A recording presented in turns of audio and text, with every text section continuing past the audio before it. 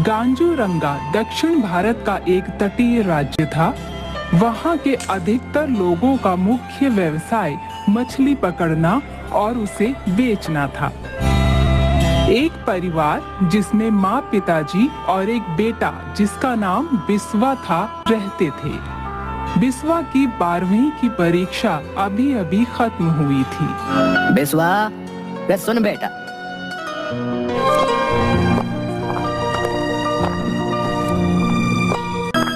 अब तेरी परीक्षा का परिणाम आने में वक्त लगेगा। तब तक तू कहीं कोई काम देख ले ताकि घर का कुछ खर्चा निकल आए। पिताजी, अभी भला मुझे क्या काम मिलेगा? कल सत्या के साथ मछली पकड़ने चला जाऊंगा। अरे इतना पढ़ लिख कर मछली ही पकड़ेगा क्या है? फायदा क्या तेरे इतने पढ़ने का? तो पिताजी, मैं क्या करूं फिर? अरे बुद्धू, कल तेरे चाचा ज्योतिर्मय आ रहे हैं, वही बताएंगे कि अब तू क्या करेगा। अगले दिन शहर से बिस्वा के चाचा जी आ गए। भैया जी प्रणाम। कैसे हैं भैया आप? प्रणाम। अरे आओ आओ ज्योतिर्मय, बहुत दिनों के बाद आना हुआ तुम्हारा। क्या करे भैया, काम काज की वजह से टाइम नहीं मिल पाता। और बिस्वा, कैसी चल रही है तुम्हारी पढ़ाई? चाचा जी, अब बस परिणाम आना बाकी है। परीक्षा तो अच्छी गई है, अब बस कुछ काम की तलाश में हूँ। तुम मेरे साथ गाइड का काम क्यों नहीं कर लेते हैं? कल ही मुंबई से कुछ दोस्त आ रहे हैं, उन्हें पूरा गांजूरंगा घुमाना है, इसीलिए तो आया हूँ मैं। एक काम करो, कल तुम भी मेरे साथ चलना, साथ साथ में काम भी सीख जाओगे और गांजूरंगा को मुझसे अच्छा तो तुम जानते ही हो। हाँ, यह सही रहेगा। कल से तू अपने चाचा के साथ काम सीख। ठीक है पिताजी, जैसा आप कहें। अगले दिन ज्योतिर्मौर्य और बिस्वा काम के लिए निकल ही रहे थे, तभी ज्योतिर्मौर्य को फोन आता है। हाँ हेलो, कौन बोल रहा है? अच्छा, अरे कब हुआ ये? कैसी हैं आप मालकिन? मैं अभी शहर के लिए निकलता हूँ। अरे ज्योतिर्मय, ऐसे टेंशन में क्यों आ गया? क्या बात हो गई? भैया, बिस्वा की चाची सीढ़ियों से गिर गई है और काफी चोट आई है। वो हॉस्पिटल लेकर जा रहे हैं। मेरे नौकर गोकू का फोन था, मुझे अभी निकलना होगा। बिस्वा, मैं तुम्हें अपने गेस्ट का नंबर देता हूँ, उनसे मिलकर तुम उन्हें सभी ऐतिहासिक जगहों पर घुमा देना। अच्छा? लेकिन चाचा जी, मैं तो अभी... अरे घबराओ नहीं, सब लोग हमारी तुम्हारी तरह के होते हैं, अच्छे से बात करते हैं। और तुम तो यहाँ के लोकल हो, अच्छे से संभाल लोगे। मैं निकलता हूँ। उसके बाद ज्योतिर्मौर्य शहर के लिए निकल जाता है।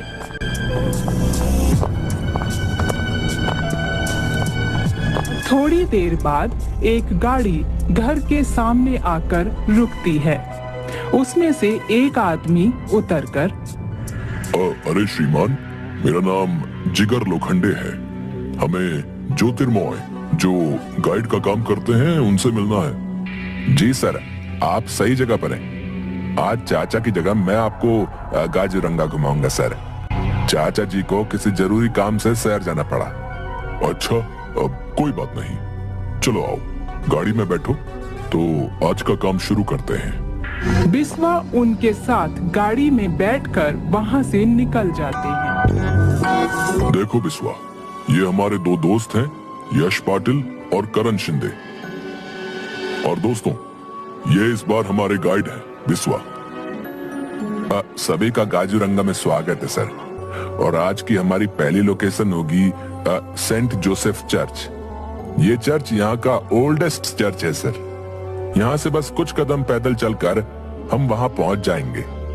सभी लोग पैदल चर्च तक पहुँचते हैं और चर्च को अच्छे से देखकर वहाँ फोटोग्राफी करते हैं।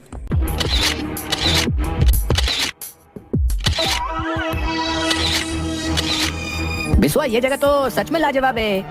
अब हम इसके बाद कहाँ जा रहे हैं? सर, अभी यहाँ से कुछ दूर एक बहुत लोकप्रिय उद्यान है, वहाँ चल सकते हैं। अरे हम पार्क घूमने थोड़ी आए हैं, कुछ और दिखाओ जिसमें रोंगटे खड़े हो जाए, यादगार हो हमेशा के लिए। सर, ऐसी एक जगह तो है, लेकिन वहाँ कोई नहीं जाता सर। 2004 की सुनामी के बाद तो बिल्कुल नहीं। समुद्र तट से बिल्कुल सटी हुई करिकट्टू कुपम सुरंग, लेकिन वहां ना जाए तो ही अच्छा रहेगा सर। ये की ना तुमने मजेदार बात भाई है? ऐसा कुछ ही तो मैं ढूंढ रहा था। चलो यारो वही चलते हैं यार, चलो।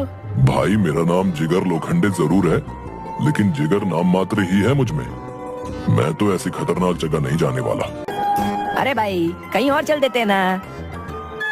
इसीलिए तो तुम लोगों के साथ नहीं आना चाह रहा था मैं। मुझे पता था तुम दोनों फट्टू हो। हाँ? ये फट्टू किसको बोला रे तू? है फट्टू किसको बोला? तुम दोनों को और किसको बोलूंगा? एक सुरंग में जाने से हालत पतली हो गई। क्या खाक वर्ल्ड ट्रेवल करोगे तुम लोग? अच्छा भाई अच्छा, ठीक है ठीक है, चलो भाई चलो, ले चलो हमें सुरंग में। सब लोग साथ रहेंगे तो कुछ नहीं होगा, ठीक है?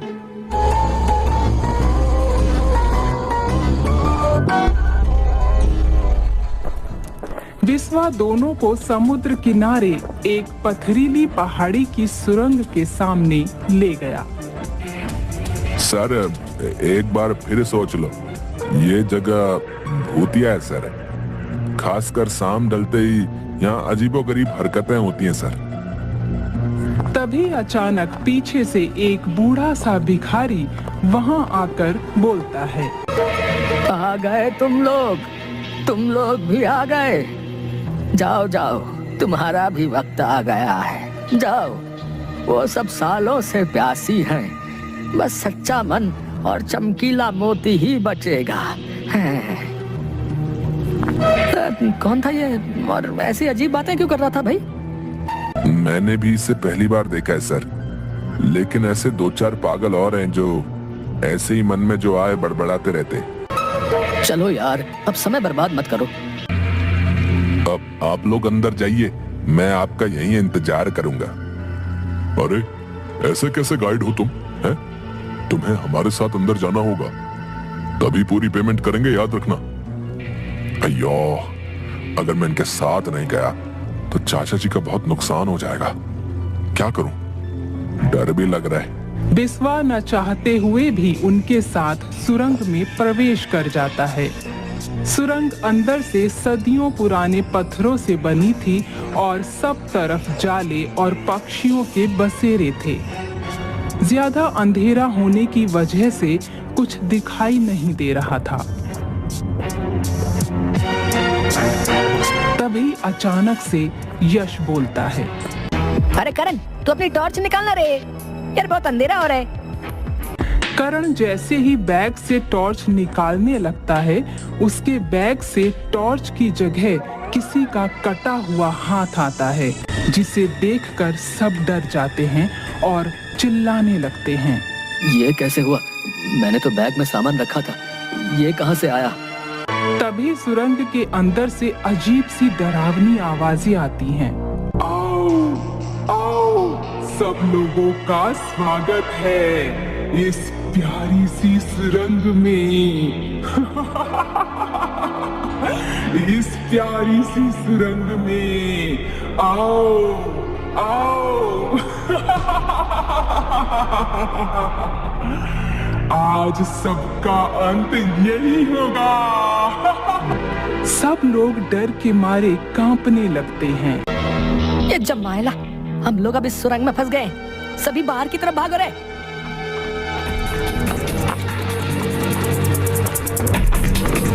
सभी वापस भागने लगते हैं, लेकिन कुछ चट्टानें अचानक से गिरकर रास्ता बंद कर देती हैं।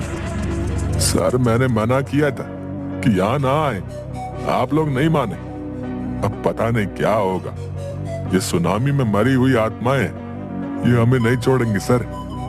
तभी सब तरफ छोटे छोटे मांस के टुकड़े सुरंग से गिरने लगते हैं और सब चिल्लाने लगते हैं, बचाओ बचाओ बचाओ, कोई है बचाओ। तभी यश धीरे धीरे पीछे हट रहा होता है। अचानक से उसको एक अधकटी सी चुड़ैल खींचकर अंधेरे में ले जाती है। करण, जिगर, बचाओ! मुझे लगता है अब हम ऐसे कोई नहीं बच पाएगा।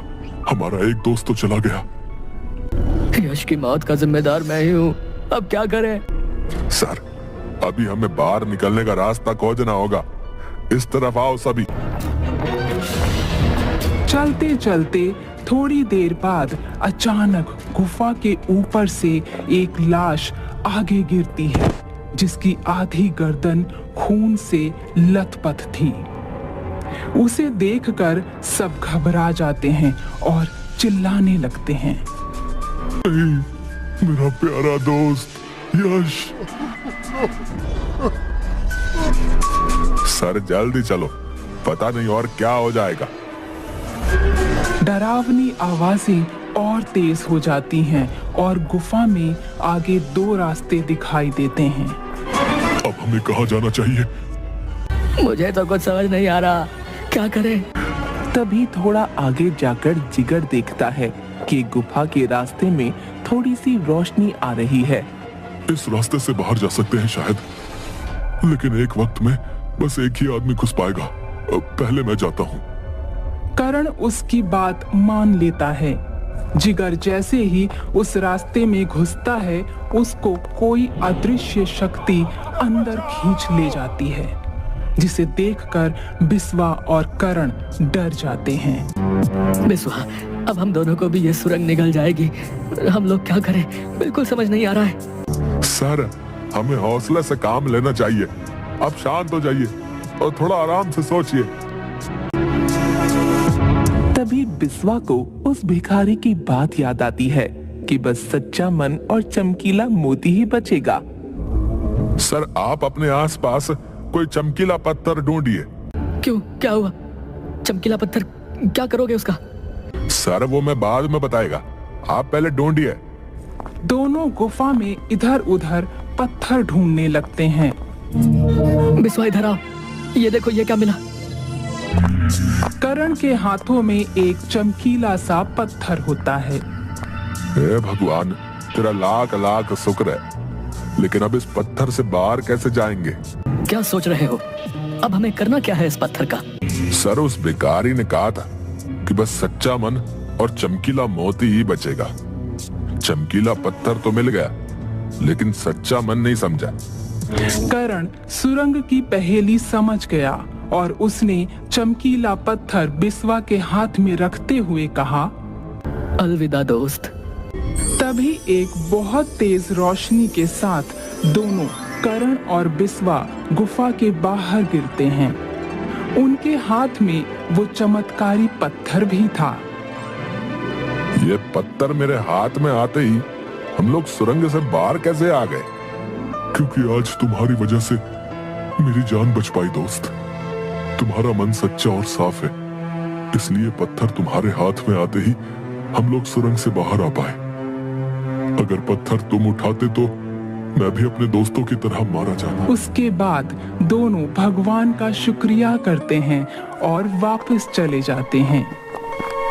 दोस्तों, धैर्य, हौसला और बुद्धिमत्ता से हम लोग बड़ी से बड़ी मुश्किलों से भी निजात पा सकते हैं।